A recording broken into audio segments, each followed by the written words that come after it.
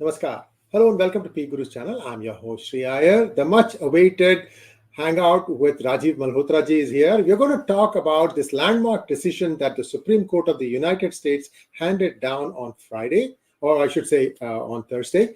And this is to do with affirmative action, a way of how the American or students apply to different universities. The two universities in question were Harvard and University of North Carolina, if I remember correctly, UNC. And this judgment, they have been fighting for a long time. It took a long time in coming, but it has come now. And there are lots of ripple effects from this. And I'm going to request Rajiv ji to expand on this a little bit. Rajiv ji, namaskar and welcome to 𝙒𝙧𝙤𝙪's channel. Namaskar, Sri. It's always a pleasure to be on this channel.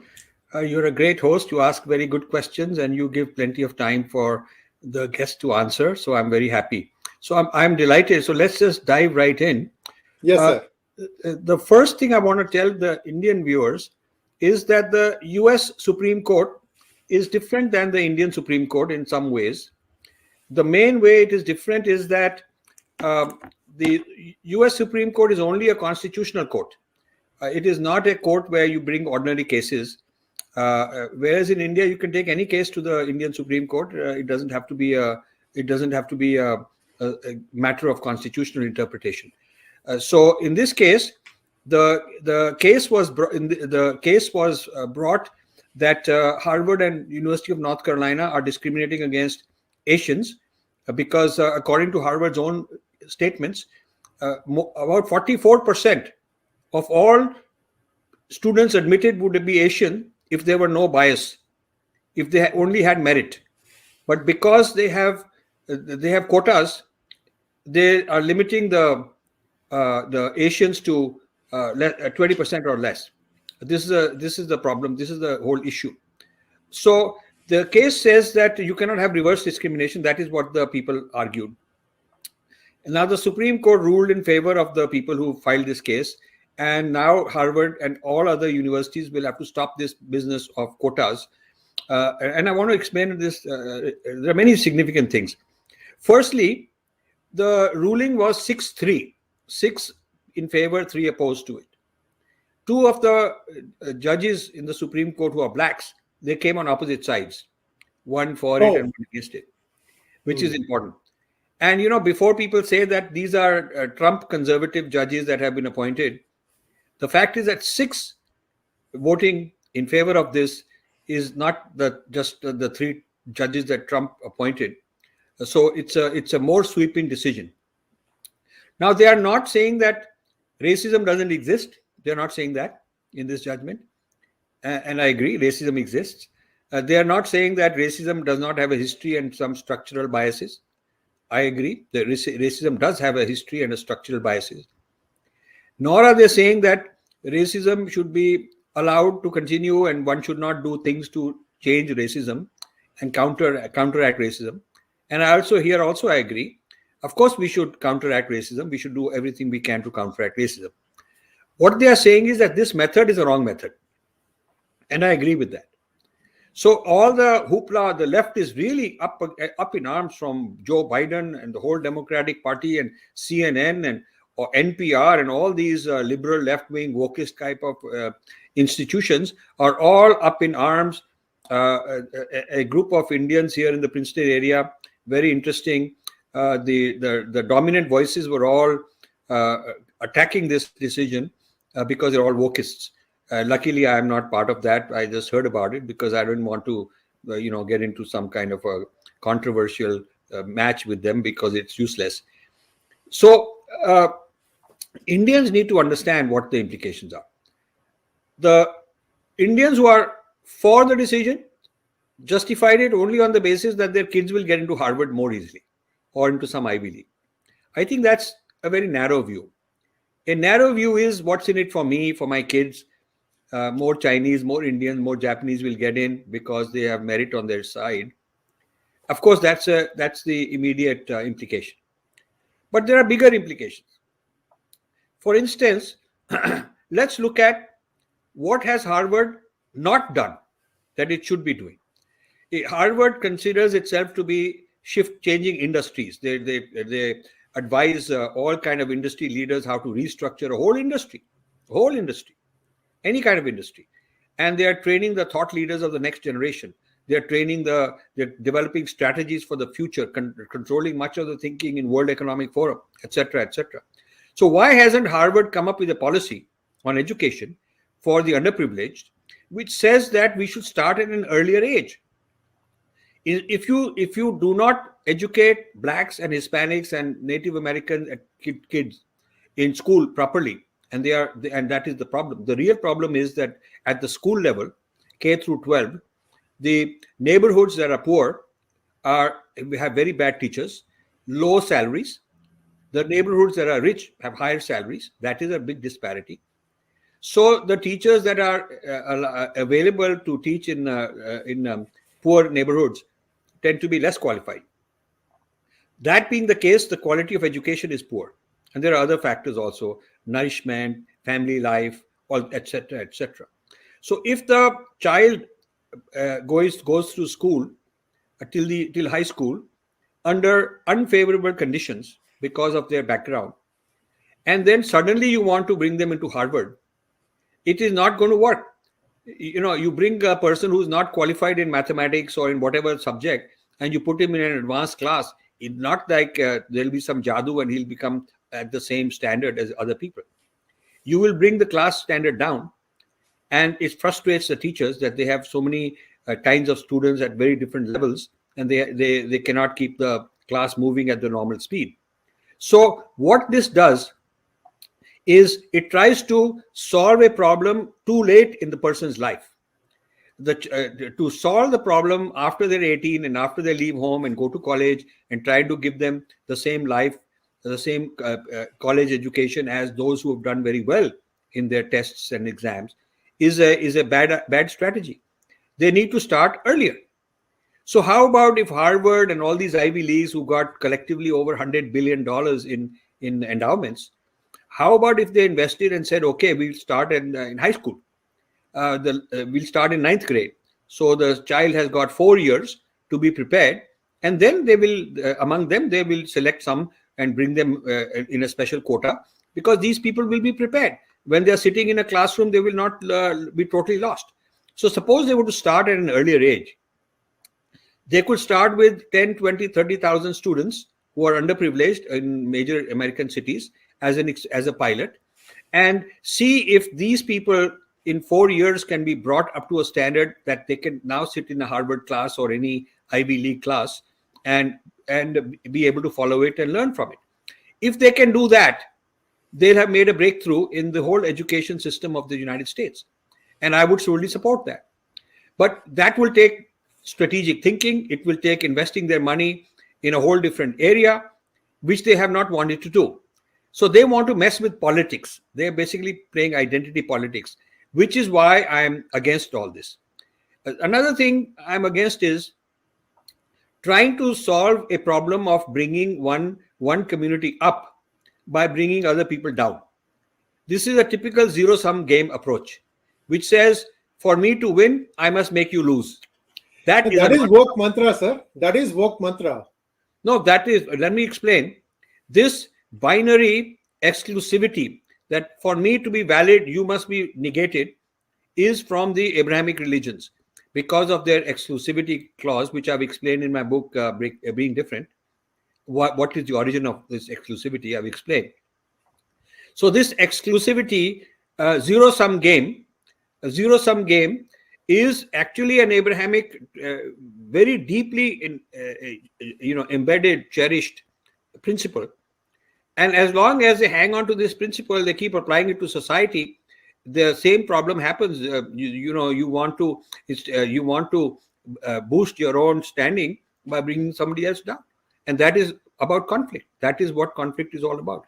And then Marxism turns it into class warfare and tries to justify it and so on. So I am rejoicing at this decision. It is not a surprise. People expected it. And I'm more than happy to debate Indians or non-Indians or anybody who's on the other side. And I'm not doing it as a Trump wala. I'm not into Trump, and I don't think that he's that great and all. I just think that this Supreme Court decision is absolutely brilliant. One more point. If America starts bringing people into higher education based on quotas and giving them scientific placements and technological jobs based on quotas, we will be mediocre compared to China, and we lose the scientific warfare, the scientific competition at that level. And that's another reason we should support this for the sake of meritocracy. Now, Thank you please so go much, ahead. sir. Yeah. So the first thing that I was going to ask you, and you kind of segued me into it, is this a victory for meritocracy? But more importantly, how do you see this thing, assimilate itself across the various stratas of the society, as well as business, technology, what have you? Kind of give us a projection 5 years down the road. Is this going to break the back of the woke movement, which I think has hijacked the BLM and it has taken it somewhere? This is my personal opinion. And like you, sir, I'm an political independent. I don't carry a brief for either party. We are just watching it and we are analyzing it. Take it away, sir. I think that's a very important question, that we should not get just carried away by the immediate impact in a very narrow context. We should also look at the bigger context. So first of all, the question to ask is, will this ruling against affirmative action also have effect beyond the affirmative action of universities in the corporate world? Will it? And the ruling is very specific to universities. It does not say that all this DEI business, diversity, equity, inclusion business, which is the basic staple of corporate HR departments now, they are bringing in all kind of people who may or may not be qualified under some quotas. And there are these certification programs to certify HR people to make them fit for DEI departments. All the HR people all over North America are running around. There are 3 or 4 certification organizations which are heavily infiltrated by wokeists. And these people, young people, I know some of my relatives with their kids are into this HR. They all want these certificates. And what these certificates do is they brainwash you into thinking along the lines of quotas. And then when you're TAPA certified, then you move up the ranks of the HR departments. And then these people start hiring people of a certain kind. People in Google have told me, people in Microsoft have told me off the record, our people, that now it is very difficult for people of our kind to get in full-time jobs, permanent jobs, because there's also this kind of almost like an ethnic cleansing going on, or a religious cleansing going on, within corporates in a very subtle way. And this is not being made public. This is being done by DEI people who've got their own jargon and own vocabulary on, oppressor and oppressed, and bringing the underprivileged people up, and canceling the culture. I have been cultured within the corporate space by HR department, not the people who are subject matter experts who know about the subject matter and can evaluate me. I was told it's the HR department that people lobbied, and they took a side this way, that way. And so this favoritism based on ideology, based on identity, is happening in the corporate world, workplace also. Does there need to be another landmark case brought before the Supreme Court that would be applicable for corporates? This is a very important issue.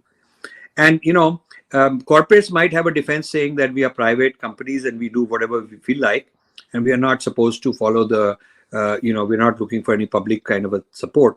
How about public jobs? How about jobs in the government, state governments, municipalities, federal government? Can there be race-based or any identity-based bias? This is a very interesting question. So I don't know the answer to that, but I certainly think that in the spirit with which you're asking the question, this decision will embolden people who are anti-wokeists. It will certainly embolden people, and they will push back. They will start challenging, because hey, listen, if at Harvard they could not get away with this, then why would some other, not even a university, but some other organization, business or political or government or NGO, why would they get away with it? Will this dismantle affirmative action more broadly? I don't know. By itself, the decision doesn't go beyond the university system, But will it have a ripple effect is a good question. I think the biggest ripple effect is a psychological boost that, hey, we can fight back, we can fight against wokeism. So this is going to also become a very important part of the election cycle. It is feeding the frenzy of the Republican candidates because they're all anti-wokeists. And the Democrats are saying, hey, vote for us because we are the ones who are protecting all these things, for the public. So now it will be the public deciding. The first time that I think woke will be indirectly on the ballot, indirectly. Rajiv ji, one question that I have, while the affirmative action has been taken off as far as basis for admission in Harvard and other places, Harvard specifically has now said that it is not going to look at the SAT scores. Now, the students are in a dilemma. Some schools still look at the SAT scores, some don't. Now, for a university like Harvard, where the SAT establishes a quantitative benchmark, in my opinion, I could be wrong. Right? So you take away that. They did this thing 3-4 years ago or 2-3 years ago. It doesn't matter. Today, because all this is going to impact only next year's admissions. This year's admissions are done and dusted. Next year's admissions, they don't have a quantitative way to check how good are the students. So how do you think, I'm just wondering loud, Rajiv ji, and I'm not going to hold your feet to the fire on whatever opinion you're going to give.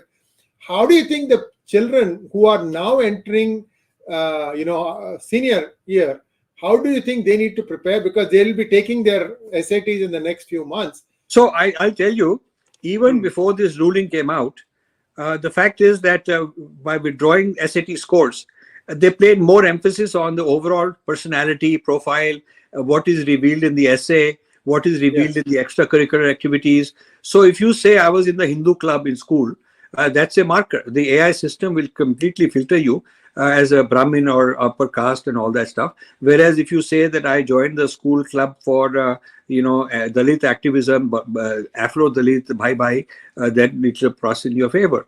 If you say that one of my hobbies languages is Sanskrit, that's a mark against you. If you say that my second language is Swahili. So even though officially you cannot have a quota on race, you can have, nothing says that this ruling does not say that you cannot come up with your own criteria, which are not asking for race per se explicitly, but implicit racism. Implicit racism will continue. The implicit racism being that you can train your AI algorithms to scan millions of resumes, millions of applications that come in without SAT scores and start coming up with, how do you filter out people that are oppressor community and isolate the ones who are oppressed community, and then grade the oppressed community based on who got more oppressed and whatnot. So there's still nothing that prevents them from asking questions about family background and what kind of neighborhood you came from.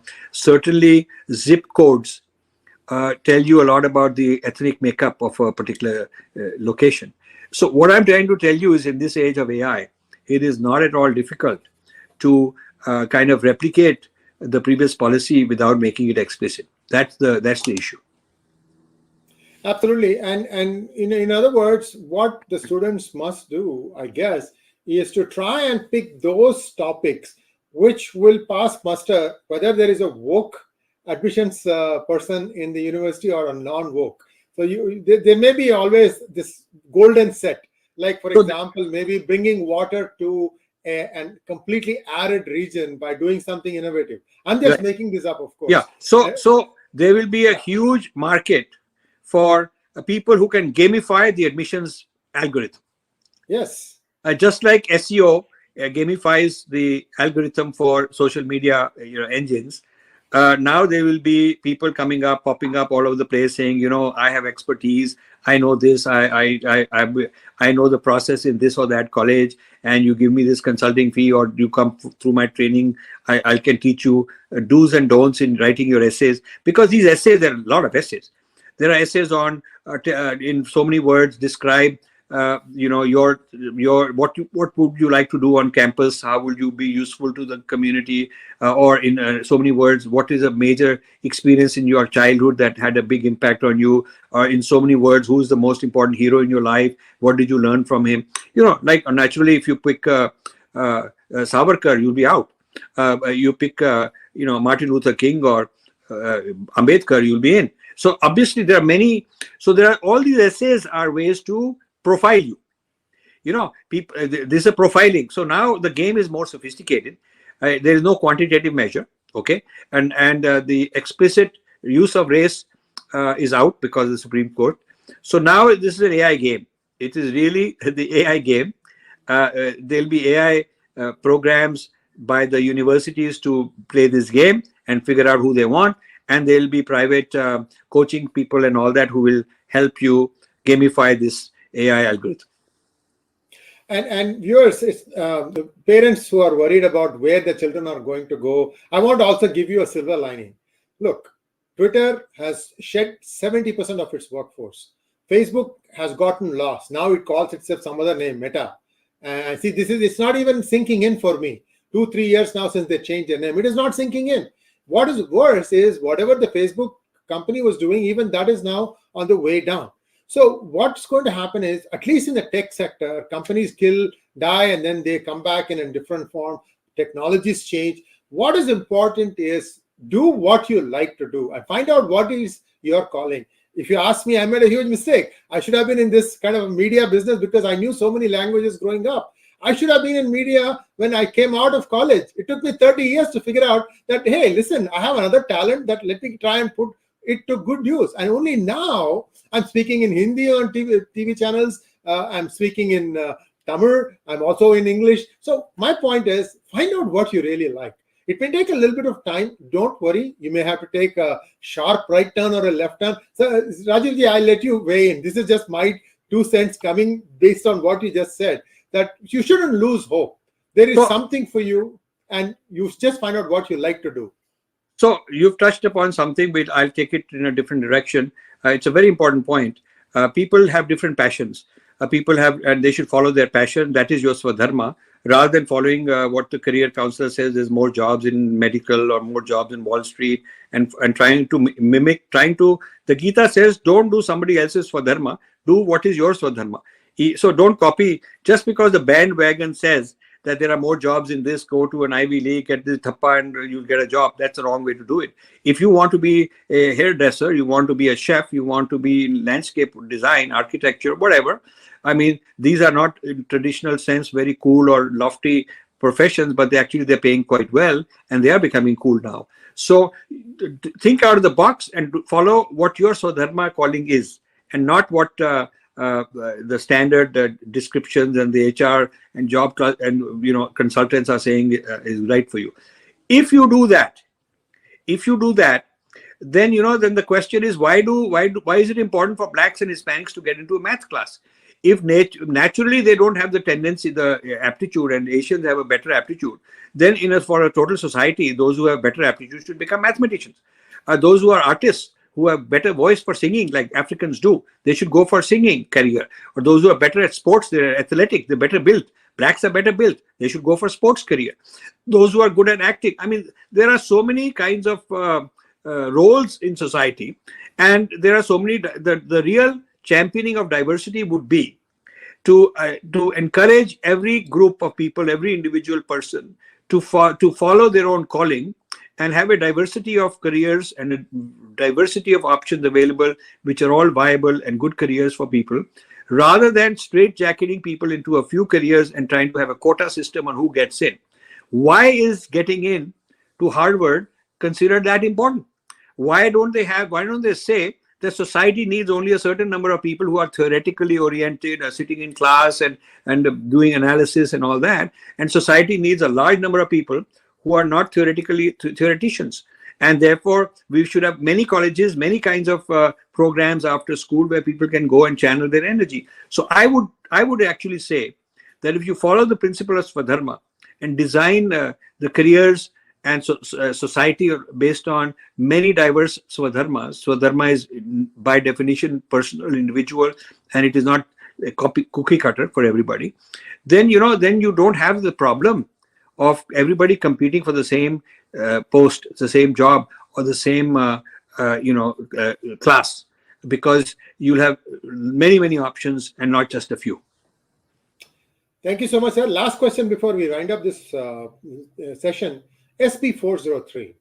Now, SB 403, it's already gone through the Senate in California. It is going to be voted on in the Assembly, perhaps in a few weeks' time. Will this judgment help the people who want the SB 403 to not become law, by meaning like challenging its legality in a court of law in California to start with? How do you think they can quote this judgment to their benefit or not? Yes, I think that even without this judgment, there are a lot of legal issues because there is no legal definition, legal way of measuring. There's no algorithm how you decide what somebody's caste is. There are people from the Caribbean and Hong Kong and many places who have been out of India for a long time, many generations. They don't even know what their caste is. There are many Hindus who are from a mixed marriage. They're Hindus. They don't know what is their caste. There are many people who are whites who are converted to Hinduism. What is their caste? So the idea of caste, as a marker for bias, requires an algorithm to evaluate what is somebody's caste. It's clear when you're looking at people who's black and who's white, and you can say I was prejudiced against because I'm black and so on. But you cannot say that this guy prejudiced against me because he's Brahmin. How do you know he's Brahmin? His name is not a marker of caste. That we have to be very clear, because so many of the people who are anti-casteist have Brahmin names. So you cannot say that the name identifies, name is inherited. Caste is my worldview. My posture is I may be anti-casteist person. I may have converted to Christianity and kept my Hindu name. So the name is not reliable. The skin color is not reliable. What is reliable? How do you? It's not written in your in your DNA. It's not you measure the DNA. You cannot tell the DNA by DNA that this guy is Brahmin. You cannot do that. So if there is no objective measurement that will be acceptable and provable in a court of law, how will they ever adjudicate a case? And I think there will be cases which will prove that this cannot be done. This cannot be done objectively. And there are many other reasons for shooting down this law, because it singles out a particular community, our community. There are biases in China and in the in all these countries, in Islamic countries, there are all these kind of things. So they've only singled out caste system and predominantly focused on South Asia. That itself is grounds for it to be knocked down. My feeling is that the caste issue will get litigated in federal court, and it'll work its way to the Supreme Court. And then the Supreme Court, one day in the next several years, will have to decide on this. And my hope is that it will knock it down. Thank you so much, Rajiv ji. And viewers, please like, share, and subscribe to our channel. I would love for Rajiv ji to come once every month. And you can, confirm that by way of your comments. If you like this thing, this is a must watch for many parents, because many of you are actually putting away your hard-earned savings in the hope that your child, especially those who are affected by reservation system in India, that your child can go abroad and get a good education and put down roots in whichever country or whatever. But you need to understand that the undercurrents here are, so that you can navigate your way and you can advise your child too. So please like, share, and subscribe to our channel. And if you like this video, please share it with your friends and family. Rajiv ji, wonderful again having you, sir. Go ahead. One last point. I think what the points we've made in this episode are of special value to those who are students or aspiring to get into higher education anywhere in the world, because this will have ripple effects, and the parents and the policymakers on these matters. So please watch and formulate your arguments, because you will be having discussions. You will be having brainstorms and arguments, and you may say, I want to get in on a merit basis. There'll be people pushing back, and you need to have your points in order, your toolkit, and hopefully we are supplying you with that. Thank you so much. Thank you so much, sir. Namaskar. Namaskar.